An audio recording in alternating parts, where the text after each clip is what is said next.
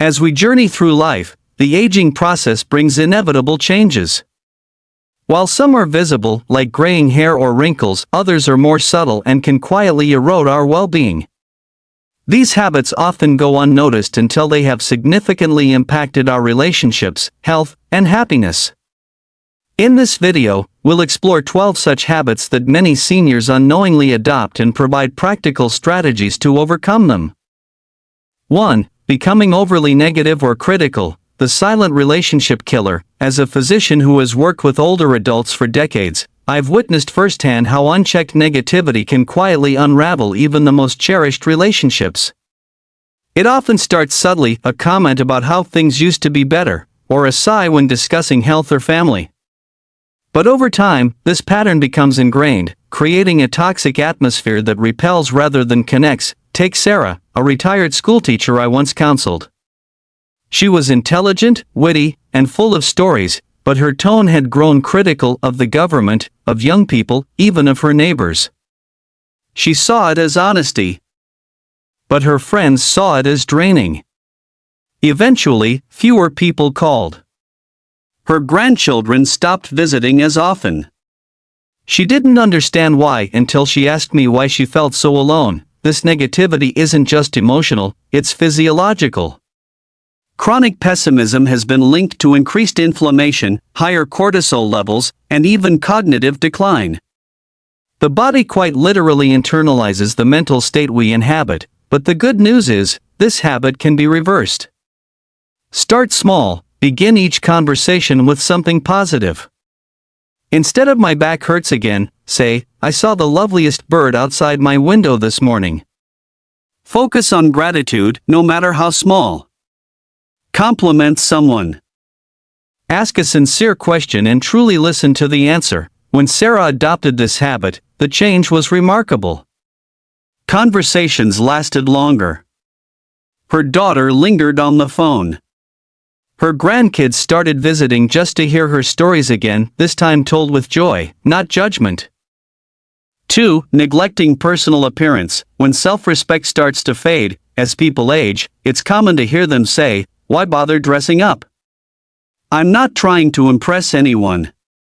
But from a medical and psychological perspective, how we present ourselves on the outside often reflects what we believe about ourselves on the inside. And when self-care slips, it's rarely just about clothes, it's often a sign of something deeper. Let me tell you about Mrs. Allen, a former librarian I treated for mild depression. She used to be meticulous, always wearing a touch of lipstick, always proud of her scarf collection. But after retirement and the loss of her husband, she slowly stopped caring. She swapped her elegant dresses for old sweatpants, stopped doing her hair, and avoided mirrors. Her reasoning? There's no point anymore. But here's the catch: when we stop valuing how we look, our brain often interprets it as "I no longer matter." Research shows that maintaining grooming habits boosts dopamine and serotonin, two neurotransmitters critical for mood and motivation. Neglect, on the other hand, can contribute to a downward emotional spiral, increasing isolation, and even accelerating cognitive decline. Turning it around doesn't require a fashion makeover. It starts with intention. Brush your hair. Put on something that fits well and feels good. Stand in front of the mirror not to criticize, but to recognize yourself again. When Mrs. Allen began making these small efforts, wearing her favorite brooch, applying a dab of perfume, her posture changed. She smiled more. Even her neighbors started commenting on how she looked like herself again. 3. Avoiding technology. When disconnection becomes a choice, in the previous sections, we explored how negative energy and self-neglect can gradually disconnect us from those we love. But there's another, quieter wedge that often drives seniors into loneliness: resistance to technology. As someone who has helped hundreds of patients navigate later life, I can tell you, this isn't about becoming tech-savvy. It's about staying reachable. In today's world, connection happens digitally as much as it does face-to-face. Avoiding technology can quickly turn from a personal choice into a barrier. Take Mr. Harold, a 74-year-old former mechanic. After his wife passed, his children and grandchildren kept trying to reach him, sending group texts, sharing photos, inviting him to video chats. But Harold, proud and stubborn, always replied, "If they want to talk to me, they can call me." The calls became fewer. He missed birthdays, school recitals, even his granddaughter's college acceptance letter. Not because they didn't love him, but because he didn't show up where the conversation was happening. Eventually, during a routine visit, I gently asked him, "What would you lose by learning to text?" After some convincing, and a cup of strong coffee, he let his teenage grandson teach him. Within a week, Harold was receiving memes, grandkid selfies, and dinner invites via emoji. His world expanded not physically, but emotionally. Technology is not replacing human connection, it's enhancing it. Refusing to adapt isn't about age. It's about willingness.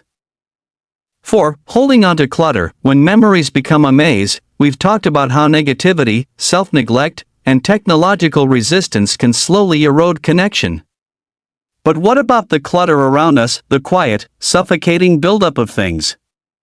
As a geriatrician, I've seen how physical clutter often reflects emotional clutter. And in older adults, this often manifests as the inability to let go of the past. Let me tell you about Elaine, a patient of mine in her late 70s. Her house was a time capsule, newspapers from 1983, birthday cards from people long gone, clothes 2 sizes too small but too sentimental to donate.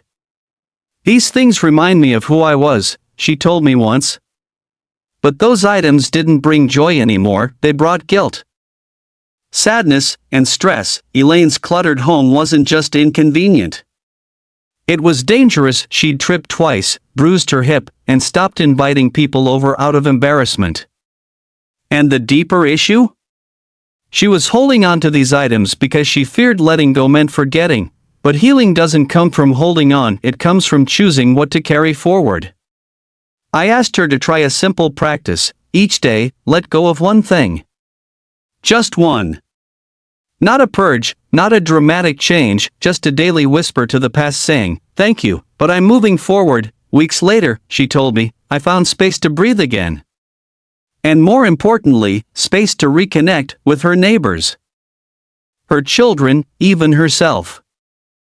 5. Losing patience, the erosion of grace. Following the threads of emotional distance, neglect, and clinging to the past, we arrive at a subtler but equally damaging habit: losing patience. It's often overlooked, brushed off as a harmless reaction. But in truth, impatience is like a slow leak in the boat of human connection. And for many seniors, it becomes a default setting over time. As we age, our tolerance for inconvenience seems to shrink. Things that once rolled off our backs, long lines, forgetful clerks, noisy children, suddenly feel intolerable. The world moves faster while we slow down, and frustration simmers just beneath the surface. I remember one of my patients, Mr. Lin, a retired school principal known for his wisdom and calm demeanor. But in recent years, he'd grown irritable, often snapping at his home aide or scolding his grandson for not thinking. When I gently brought it up during a wellness visit, he admitted, "I feel like no one listens to me anymore." So I raise my voice. But here's the truth: impatience is rarely about the moment at hand. It's often rooted in deeper feelings: fear of being forgotten, frustration at losing independence, grief for time passing too quickly. We worked on mindfulness exercises, yes, but more importantly, we reframed the situation. What if every irritating moment was actually a doorway to empathy, to connection, to humility? Next time you feel yourself about to snap, pause. Breathe. Remind yourself, this moment is not an enemy, it's a mirror. 6. Dominating conversations. When sharing turns into overshadowing, in the journey of aging, one of the most profound human needs is to feel seen and heard. But ironically, in our desire to connect, we sometimes do the opposite. We talk over others, share without asking, and forget to listen. By now, we've seen how negativity, self-neglect, resistance to change, clutter, and impatience can quietly build walls between us and others. But there's another habit, often born from loneliness, that can isolate us just as deeply: talking too much without giving space for others to speak. I recall a lovely patient, Mrs. Carter, 76, a former high school drama teacher. Conversations with her were always entertaining, she had stories for every topic. But when her daughter stopped calling as often, she was hurt and confused. She just doesn't care anymore, she told me. After a few sessions, it became clear, Mrs. Carter had unknowingly made every conversation about herself. Her daughter didn't feel heard, and over time, that one-sidedness made her pull away. As we age, our stories grow richer, but they should never eclipse the voices of others. Communication is a dance, not a monologue. It's in asking, not just telling, that connection truly blooms. We practice something simple together. After sharing something, pause and ask, "And what about you?" It wasn't easy at first, but over time, Mrs. Carter's daughter began calling more. The rhythm returned. 7. Rejecting help. When independence becomes isolation, we've walked through habits that slowly close the doors to connection, negativity, neglect, impatience, and more. But there's one particularly stubborn barrier I see again and again in my practice: the refusal to accept help. It often comes disguised as strength. I can do it myself. I don't want to be a burden. These phrases are repeated like mantras, especially among those who've spent a lifetime being the caregiver, the provider, the strong one. But what happens when independence hardens into isolation? Let me tell you about Mrs. Jordan, 82. Fiercely independent, she once raised 5 children on her own and still wore that resilience like armor. But when her hip began giving her trouble, she refused to let anyone carry her groceries or help her to appointments.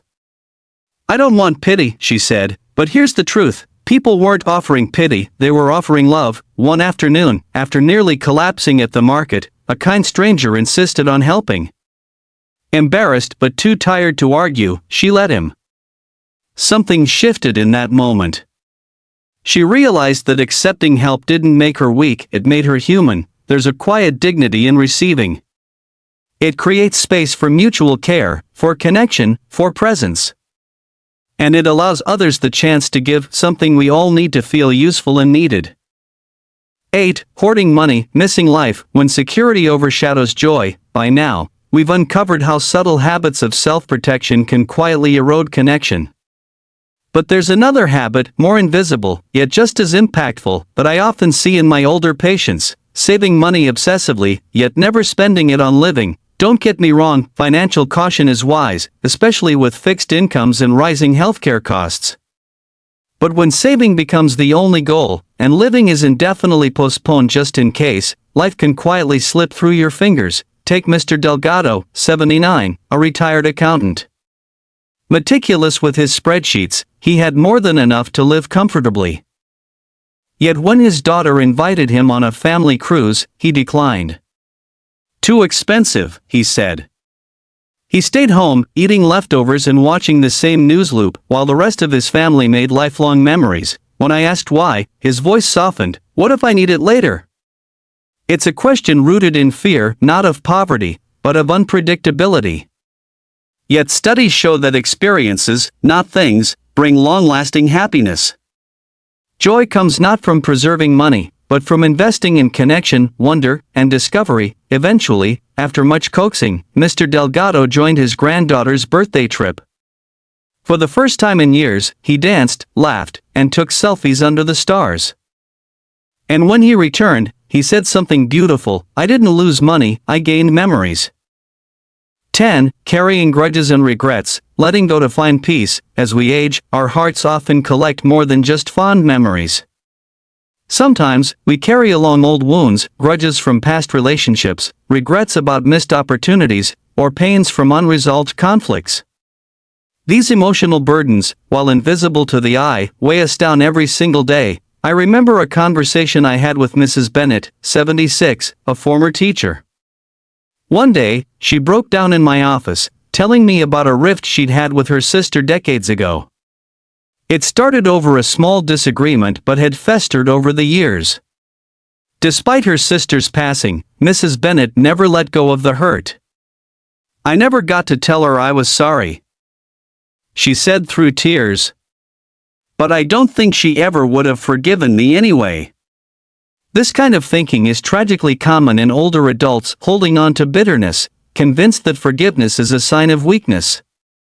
What Mrs. Bennet didn't realize was that carrying this burden was not only hurting her relationships with others but also preventing her from fully embracing the present. What if I told you that forgiving doesn't mean excusing bad behavior? It means freeing yourself from the emotional chains that hold you captive. Forgiveness isn't about letting the other person off the hook, it's about letting yourself off the hook. There's a real physical cost to holding on to grudges. Research has shown that chronic resentment increases stress, blood pressure, and even weakens the immune system. Mrs. Bennet's breakthrough came when she chose to write a letter not to her late sister, but to herself, releasing her guilt and pain. She wrote down everything she wished she'd said, then tore up the letter, symbolizing the end of the emotional grip that held her captive. 11. Ignoring health issues. Why it's important to listen to your body. As we grow older, we become experts in many things, managing our time, handling our relationships, and organizing our lives. But when it comes to our health, it's easy to overlook the small signs that something isn't quite right. It's so easy to say, "I'm just getting older or it'll pass." However, this mindset can be dangerously dismissive. Take the case of Mr. Thomas, a 72-year-old man I had the privilege of working with.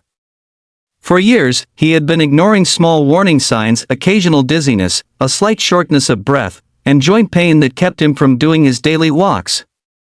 But he shrugged it off as simply part of the aging process. One morning, while taking out the trash, Mr. Thomas collapsed in his driveway. His wife rushed him to the hospital, where doctors discovered he had advanced heart disease, something that could have been caught years earlier if he had paid attention to his symptoms. His doctor told him, small issues, when ignored, can snowball into bigger problems. This was a wake-up call for him. Mr. Thomas's story is far from rare.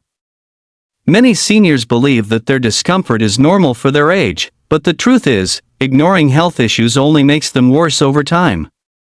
It's crucial to listen to your body, whether it's feeling extra fatigued, noticing shortness of breath, or having persistent pain.